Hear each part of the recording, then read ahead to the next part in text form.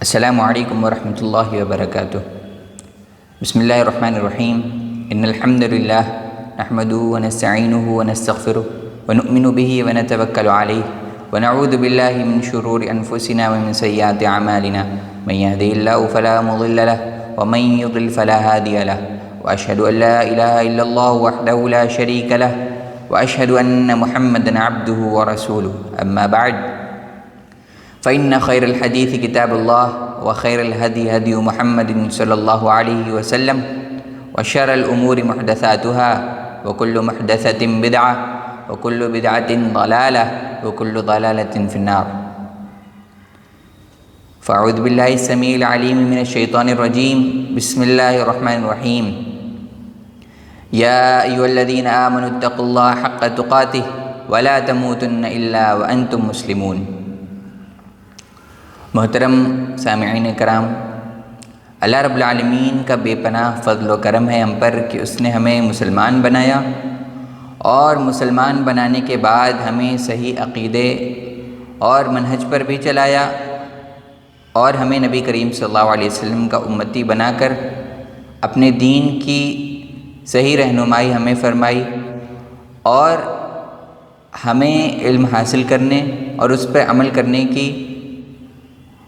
راہ بتائی۔ اسی طرح سے اللہ رب العالمین کا بے پناہ فضل و کرم ہے ہم پر کہ ہمیں اس نے اپنی کتاب قرآن مجید کے ذریعے رہنمائی عطا فرمائی، اور اپنے نبی کریم صلی اللہ علیہ وسلم کی احادیث مبارکہ کے ذریعے اس قرآن مجید کی تفسیر اور تشریح فرمائی، اور نبی کریم صلی اللہ علیہ وسلم کی شکل میں ہمیں ایسا اسوہ اور نمونہ دیا کہ جس پہ عمل کر کے، جن کی زندگی کی اتباع کر کے ہم جنت حاصل کر سکتے ہیں۔ ہمارے نبی حضرت محمد صلی اللہ علیہ وسلم نے ارشاد فرمایا، صحیح مسلم کی حدیث ہے کہ نبی کریم صلی اللہ علیہ وسلم فرماتے ہیں، وَمَا اجْتَمَعَ قَوْمٌ فِي بَيْتٍ مِّن بُيُوتِ اللَّهِ يَتْلُونَ كِتَابَ اللَّهِ وَيَتَدَارَسُونَهُ بَيْنَهُمْ إِلَّا نَزَلَتْ عَلَيْهِمُ السَّكِينَةُ وَغَشِيَتْهُمُ الرَّحْمَةُ وَحَفَّتْهُمُ الْمَلَائِكَةُ وَذَكَرَهُمُ اللَّهُ فِي مَنْ عِندَهُ۔ آپ صلی اللہ علیہ وسلم فرماتے ہیں کہ جب بھی کوئی قوم، کوئی لوگوں کا گروہ، کچھ لوگ اللہ کے کسی گھر میں سے ایک گھر میں یعنی مسجد میں جمع ہوتے ہیں، اور وہ اللہ کی کتاب یعنی قرآن مجید کی تلاوت کرتے ہیں، وَيَتَدَارَسُونَهُ بَيْنَهُمْ، اور ایک دوسرے کو پڑھتے اور پڑھاتے ہیں، یعنی پڑھنے اور پڑھانے کی مجلسیں منعقد کرتے ہیں، ایک دوسرے کو قرآن مجید اور احادیث مبارکہ اور قرآن کی تعلیم دیتے اور سیکھتے ہیں۔ تو ایسے لوگوں کے ساتھ کیا معاملہ ہوتا ہے؟ اِلَّا نَزَلَتْ عَلَيْهِمُ السَّكِينَةُ، تو ان پر اللہ رب العالمین کی سکینت نازل ہوتی ہے، یعنی اللہ رب العالمین ایسے لوگوں کو اطمینان اور وقار عطا فرماتا ہے۔ اسی طرح سے وَغَشِيَتْهُمُ الرَّحْمَةُ، اور اللہ رب العالمین کی رحمت انہیں ڈھانپ لیتی ہے، اور وَحَفَّتْهُمُ الْمَلَائِكَةُ، اور اللہ رب العالمین کے فرشتے ان کا احاطہ کر لیتے ہیں، ان کو گھیر لیتے ہیں، یعنی ایسی مجلسوں میں اللہ رب العالمین کے فرشتے بھی شامل ہوتے ہیں، اور ایسے لوگوں کو اپنے احاطے میں لے لیتے ہیں جو اللہ رب العالمین کی کتاب کا ذکر کرتے ہیں اور اس کی تلاوت اور اس کی تدریس کی مجالس میں شریک ہوتے ہیں۔ اور اسی طرح سے ان چیزوں کے بعد اللہ رب العالمین کی سب سے بڑی رحمت اور اس کا سب سے بڑا فضل یہ ہوتا ہے کہ اللہ رب العالمین ایسے لوگوں کا ذکر اپنے پاس موجود ملائکہ میں کرتا ہے، یعنی وَذَكَرَهُمُ اللَّهُ فِي مَنْ عِندَهُ، اللہ رب العالمین ایسے لوگوں کا، ایسی قوم کا، ایسے گروہ کا اپنے پاس جو لوگ ہیں، یعنی فرشتے اللہ رب العالمین کے پاس جو ہوتے ہیں، ان سے اللہ رب العالمین ان لوگوں کا ذکر کرتا ہے۔ تو یہ فضیلت ہے دینی مجالس کی، لیکن یہ وہ مجالس ہیں کہ نبی کریم صلی اللہ علیہ وسلم نے فرمایا یتلون کتاب اللہ ویتدارسونہ بینہم، کہ صرف نام کی دینی مجلسیں نہیں، یا کسی بھی مجلس کا دینی رنگ روپ دے کر اس کو اسی طرح سے اس کے ماحول کو دینی جیسا دکھا کر نہیں، صرف نام کی دینی مجالس نہیں، بلکہ یتلون کتاب اللہ، اللہ رب العالمین کی کتاب پڑھی جا رہی ہو، اس میں تلاوت کی جائے، وَيَتَدَارَسُونَهُ بَيْنَهُمْ، اور اس کو ایک دوسرے کو وہ لوگ سکھا رہے ہوں، کوئی سکھانے والے موجود ہوں اور سیکھنے والے لوگ موجود ہوں، یعنی وہ مجالس جہاں خالصتاً کتاب اللہ اور سنت رسول صلی اللہ علیہ وسلم کی بات ہوتی ہو، ان پر اللہ رب العالمین کی خاص رحمتیں اور فضیلتیں نازل ہوتی ہیں۔ اسی طرح سے آپ صلی اللہ علیہ وسلم نے علم کی فضیلت میں ویسے تو بے پناہ ارشادات فرمائے، لیکن ان میں سے ایک بڑا اہم نبی کریم صلی اللہ علیہ وسلم کا ارشاد اور آپ صلی اللہ علیہ وسلم کی تعلیم یہ رہی، جسے ہمیں اپنے مد نظر رکھتے ہوئے اپنی پوری زندگی کو گزارنے کی کوشش کرنی چاہیے۔ صحیح مسلم میں روایت ہے کہ آپ صلی اللہ علیہ وسلم نے فرمایا کہ اذا مات الانسان انقطع عنه عمله الا من ثلاثه الا من صدقة جاریہ او علم ينتفع به او ولد صالح يدعو له، کہ جب انسان مر جاتا ہے تو اس کے اعمال اس سے کٹ جاتے ہیں، یعنی اعمال کرنے کا سلسلہ بند ہو جاتا ہے، اب وہ نئی نیکیاں نہیں کما سکتا، اور جتنے بھی اس نے اعمال اپنی زندگی میں کر لی اپنی موت تک اسی پر اللہ رب العالمین اس کے اعمال کا دفتر بند کر دیتا ہے، سوائے 3 چیزوں کے، یعنی 3 چیزیں ایسی ہیں جو مرنے کے بعد بھی، یہ 3 اعمال ایسے ہیں جو مرنے کے بعد بھی جاری رہتے ہیں اور اس کے اعمال کے رجسٹر میں، اس کے اعمال کی کتاب میں نیکیاں بڑھاتے رہتے ہیں۔ وہ 3 عمل کون سے ہیں؟ الا من صدقۃ جاریہ، ایسا صدقہ، ایسا خرچ اور ایسا اللہ رب العالمین کے راستے میں صدقہ کر کے جائے کہ جو جاری اور ساری رہے، لوگ اس سے فائدہ اٹھاتے رہیں۔ او علم ينتفع به، یا ایسا علم چھوڑ کر جائے کہ جس سے لوگ فائدہ اٹھاتے رہیں۔ اور اللہ رب العالمین کی کتاب اور رسول اللہ صلی اللہ علیہ وسلم کی سنت سے بہتر کون سا علم ہو سکتا ہے کہ جسے انسان دوسروں کو سکھا کر جائے اور دوسروں سے سیکھ کر جائے اور بعد میں اسے دوسروں کو سکھا کر جائے کہ لوگ اس سے فائدہ اٹھاتے رہیں اور اس پر عمل کرتے رہیں اور اس انسان کے نامہ اعمال میں بھی اضافہ ہوتا جائے۔ اسی طرح سے تیسری چیز آپ صلی اللہ علیہ وسلم نے فرمائی او ولد صالح يدعو له، یا نیک اولاد جو اس کے لیے دعا کرے، یعنی جب اولاد اپنے مرحوم، اپنے فوت شدہ والدین کے لیے دعا کرتی ہے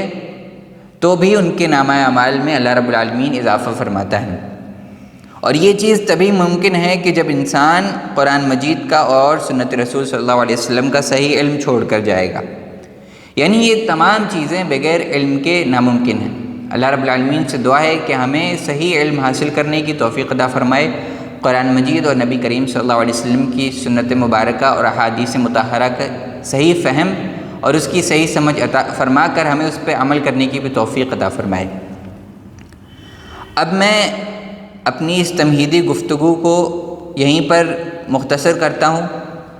اور اس کے بعد دعوت دیتا ہوں جناب حافظ شہاب الدین خان صاحب کو کہ وہ آپ کے سامنے تشریف لائیں اور اپنی گفتگو، اپنی بات رکھیں۔ السلام علیکم ورحمۃ اللہ وبرکاتہ۔ الحمدللہ رب العالمین والصلاۃ والسلام علی رسولہ محمد وعلی آلہ وصحبہ اجمعین۔ اعوذ باللہ من الشیطان الرجیم، بسم اللہ الرحمن الرحیم۔ یا ایہا الذین آمنوا کلوا من طیبات ما رزقناکم۔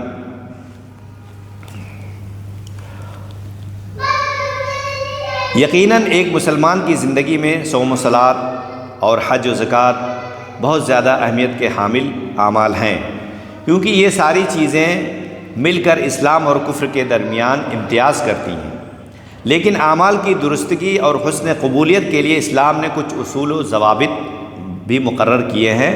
ایک عابد کی عبادت کی بنیاد کیا ہے؟ حج بیت اللہ کا قصد کرنے والوں کا مال کہاں سے آیا؟ وہ حلال ذرائع سے آیا یا حرام سے آیا؟ صدقے میں دیا گیا مال اسلامی نظام معیشت کے دائرے میں رہ کر کمایا گیا یا استدرار کی وغیرہ وغیرہ۔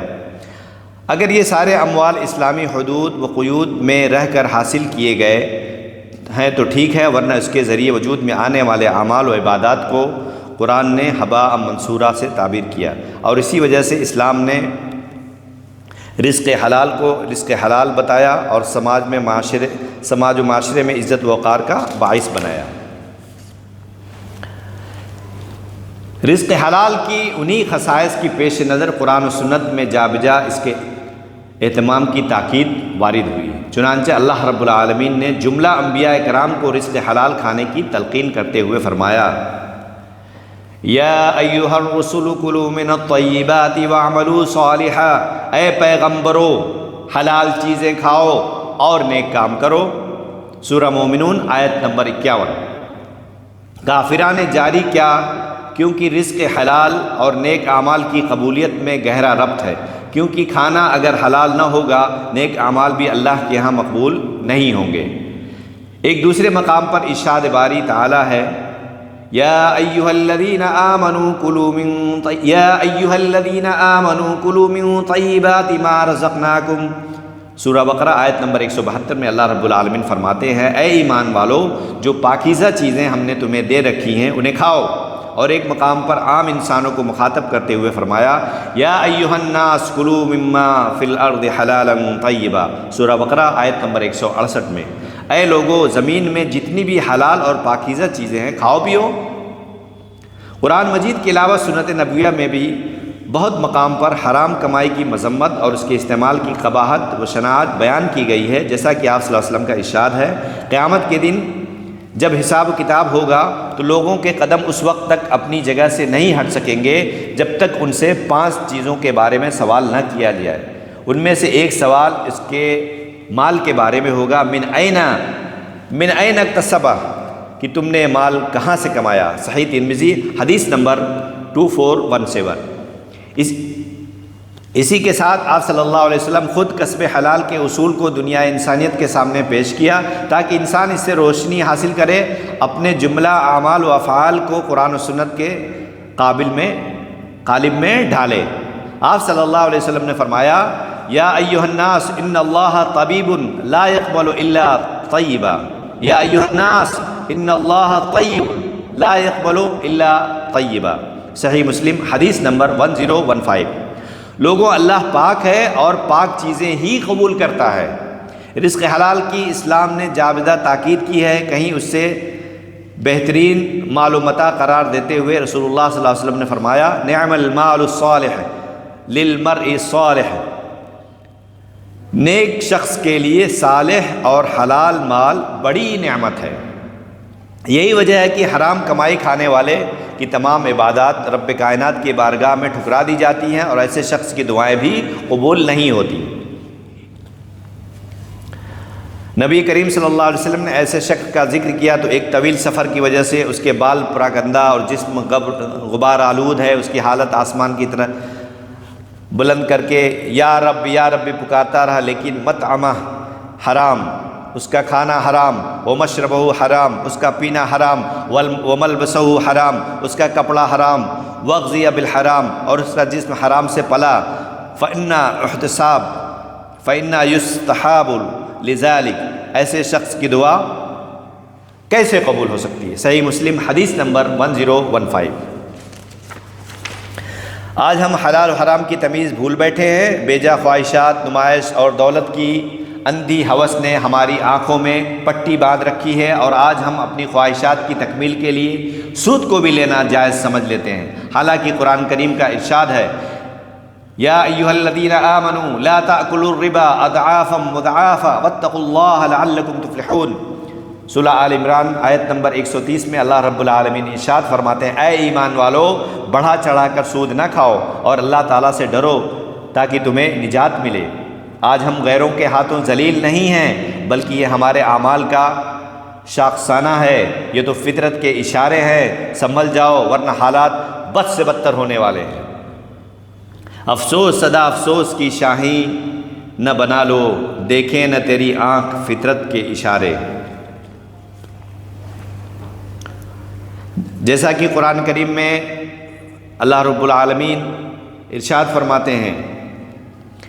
آج تو نے حصول رزق کے لیے، دنیا طلبی کے لیے اپنے دین و شریعت کا سودا کر لیا، ان کو فرمان الہی یاد نہیں۔ آج بھی وہ حقیقی مومن بن جائیں اور سنت کے شیدائی ہو جائیں تو رب ذوالجلال انہیں آسمان و زمین دونوں جگہ سے ایسا رزق دے گا کہ مالا مال ہو جائیں گے، جیسا کہ قرآن کریم میں اللہ رب العالمین نے ارشاد فرمایا، وَمَن يَتَّقِ اللَّهَ يَجْعَل لَّهُ مَخْرَجًا وَيَرْزُقْهُ مِنْ حَيْثُ لَا يَحْتَسِبُ، سورہ طلاق آیت نمبر 2 اور 3 میں۔ اور جو شخص اللہ سے ڈرتا ہے تو اللہ کے لیے چھٹکارے کی شکل نکال دیتا ہے، اللہ اس کو ہر مشکل سے نکال دیتا ہے، وَيَجْعَلْ لَهُ مَخْرَجًا، ہر مشکل سے اس کو نکال دیتا ہے، وَيَرْزُقْهُ مِنْ حَيْثُ لَا يَحْتَسِبُ، اور اس کو ایسی جگہ سے روزی دیتا ہے جسے اس کے گمان بھی نہ ہوتا۔ آخر میں ایک شعر بھی اپنی بات ختم کرتا ہوں۔ تیری رحمتوں کا نزول ہو، مجھے محنتوں کا صلہ ملے، مجھے مال و زر کی ہوس نہ ہو، تو مجھے رزق حلال دے۔ وآخر دعوانا الحمدللہ رب العالمین، والسلام علیکم ورحمۃ اللہ وبرکاتہ۔